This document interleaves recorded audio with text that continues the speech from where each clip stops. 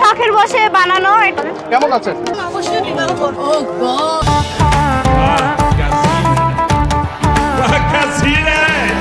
Hello everyone, কি অবস্থা সবার? Welcome to another episode of funny facts. দেশ চলমান বেশ কিছু মজার মিম ভিডিও দেখতে পাবেন এই ভিডিওতে, যেগুলো বরাবরের মতোই অনেক বেশি মজার হবে। তাহলে চলুন আমরা একসাথে পুরো ভিডিওটা এনজয় করি। So let's start. শখের বসে বানানো, এটা আমার আম্মু এন্ড বাবি খুব। জি জি বলেন। কেমন আছেন? এই তো আলহামদুলিল্লাহ ভালো আছি। আজকে এগুলো আছে ডাবের পুডিং।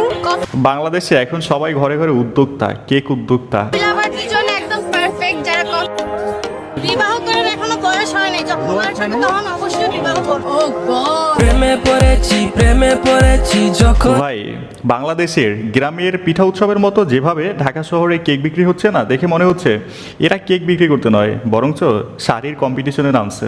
যে সুন্দর করে শাড়ির মডেলিং করতেছে না, ছেলেদের কাছে কেক তো জাস্ট একটা বাহানা। এখানে যায় ছেলেরা শুধুমাত্র সুন্দর সুন্দরী হট হট মেয়ে দেখতে। বন্ধুরে কাছে আসো বন্ধুরে। একটা সময় ছিল যখন ছেলেরা মেয়ে দেখার জন্য কলেজ গেটের সামনে ঘন্টার পর ঘন্টা দাঁড়িয়ে থাকতো, আর এখন মেয়েরা এসে উল্টো দাঁড়িয়ে থাকে। দেখছেন, সময় পরিবর্তনশীল, ছেলেদের কষ্ট কমে গেছে। মানে 10 টাকা দিয়ে কিনে এনে 100 টাকা বিক্রি করব। মানে 10 টাকা দিয়ে কিনে এনে 100 টাকা বিক্রি করব। 10 টাকার কেক 150 টাকা বিক্রি করতেছে। 10 টাকায় কিনে এনে 150 টাকা বিক্রি করছেন। এটা আমরা নিজেরাই কিনছি। साले को बम से उड़ा दूंगा एक बार हाथ में। ভাই, অবস্থা দেখছেন, 10 টাকায় কেক কিনা সেটা 150 টাকায় বিক্রি করতেছে। আসলে ভাই, এখানে যতগুলো কেক বিক্রেতা দেখতেছেন না, এরা আসলে কেক বিক্রেতা না, এরা নিজের সৌন্দর্য রূপ লাবণ্য বিক্রেতা।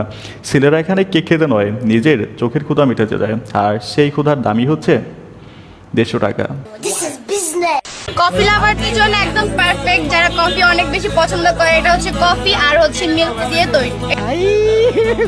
এটা ফুল হচ্ছে 400 টাকা, স্লাইস হচ্ছে 100 টাকা। The next day. গাড়ি স্টার্ট কর।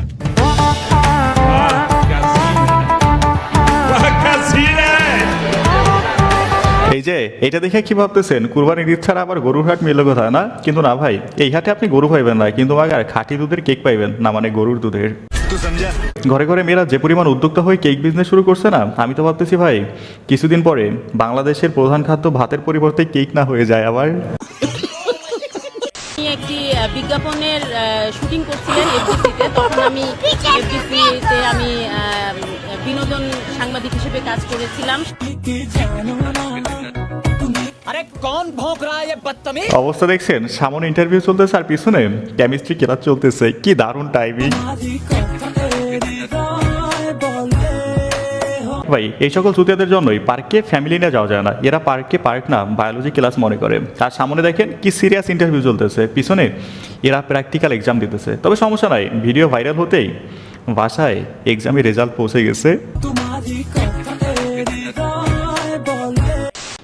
ওনার ফার্মেসি না এটা? হ্যাঁ, এই জায়গাটার নাম কি? কুয়াকাটা। এই কুয়াকাটার মতো জায়গায় উনি সাপোজিটর বেচে। তো এটার দাম চাইছে কত? দাম কত জানি? 10 টাকা। 10 টাকা। আমি বলতেছি যে আমি 1000 টাকা দিব। এই সাপোজিটর আপনি খান, তো উনি খাইতেছে না, তার মানে নির্গাত এটার মধ্যে ভেজাল আছে 100%। তো ভাই, অবস্থা দেখছেন, এক বক্সুর সাপোজিটার খাইতে বলতেছে, আর একজন পাশে দাঁড়িয়ে সহমত পোষণ করতেছে। দেখেন ভাই, সাপোজিটার হচ্ছে আমাদের বাসার পিছন গেটের স্পেশাল গেস্ট, কিন্তু এর কথা শুনে যা মনে হচ্ছিল না, এটা কোনো আইসক্রিমের নতুন ফ্লেভার, তাই একটু টেস্ট করে দেখতে বলতেছে। কোন শব্দটা শুনলেই আপনার বিরক্ত লাগে? তুই। আমি শুধু রিক্সাওয়ালাদের কাছে তুই, তারপর গালি শুনি, তুই আর গালি। আমি মনে করি যে তুই এটা একটু অভদ্র। অভদ্র হয়েছি আমি তোমারই প্রেম। মুড সুইং ভাই, এই কারণেই লোকে বলে মেয়েদের মন বোঝা আর পাহাড় বোঝা সমান কথা। পাহাড় তাও বোঝা যায় যে পাহাড়ে কবে মেঘ জমবে আর কবে বৃষ্টি হবে, কিন্তু মাগার মেয়েদের মন এইটাই ইম্পসিবল। তুই এটা একটু অভদ্র।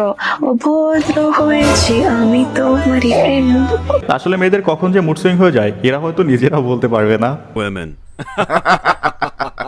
পৃথিবীতে সবচেয়ে ধৈর্যশীল ব্যক্তিকে? ধৈর্যশীল ব্যক্তি হচ্ছে সানি লিওনের ক্যামেরাম্যান।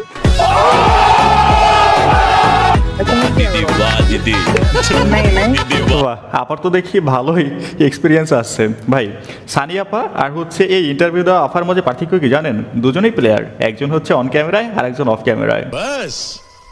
একজন পর্নহাবের আর একজন লিটনের ফ্ল্যাটের। ভাই, আমার বউ 15 দিন আগে ওর বাপের বাড়িতে বেড়াইতেছে, মানে আমার শ্বশুর বাড়ি আর কি। তো আজকে আমি ওরে নিয়ে আনতে যাবো এই দেখেন পাঞ্জাবি টাঞ্জাবি বিন্দা রেডি হয়ে আসছি। তো আমি বললাম যে আজকে তুমি কি পিনছো, কই খয়রি কালার শাড়ি পিনছি। তো আমি বললাম যে আচ্ছা ঠিক আছে। তো আমি আসলাম, আসা দেখি যে খাটের মধ্যে শুয়ে রয়েছে। তো খয়রি কালার শাড়ি পিনলো, আমি আর ডাইনে ভাবে থাকাই না, আমি মনে করছি এটা আমার বউই।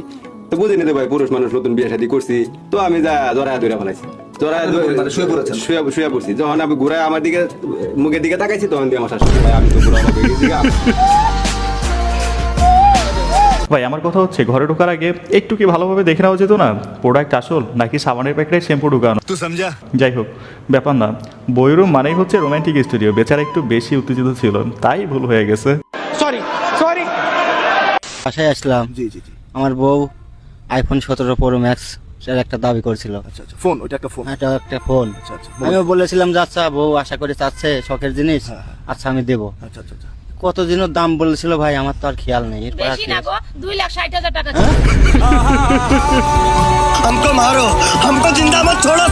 ভাই বেশি না, মাত্র 2,60,000 টাকা। হাজবেন্ডের কিডনি দুইটা বিক্রি করলেই আইফোন 17 প্রো ম্যাক্স হয়ে যাবে। হাজবেন্ড বাচক করে কোনো সমস্যা নাই, কিন্তু মাকার আইফোন 17 প্রো ম্যাক্সের কোনো বিকল্প নাই। এই যে আপনাদের বলতেছি, আইফোন 17 প্রো ম্যাক্স কিনে দেওয়ার সামর্থ্য না থাকলে বিয়ে করেন না। তারপর দেখবেন বউ আপনার, কিন্তু ট্যুর মারতেছে কক্সবাজার। কেউ যদি তোমাকে ছেড়েই চলে যায়, প্লিজ আপসেট হবা না, হতাশ হবা না। মনে রাখবা, মেয়েরা পরিবর্তন হয় মেকআপের পর, আর ছেলেরা পরিবর্তন হয় ব্রেকআপের পর।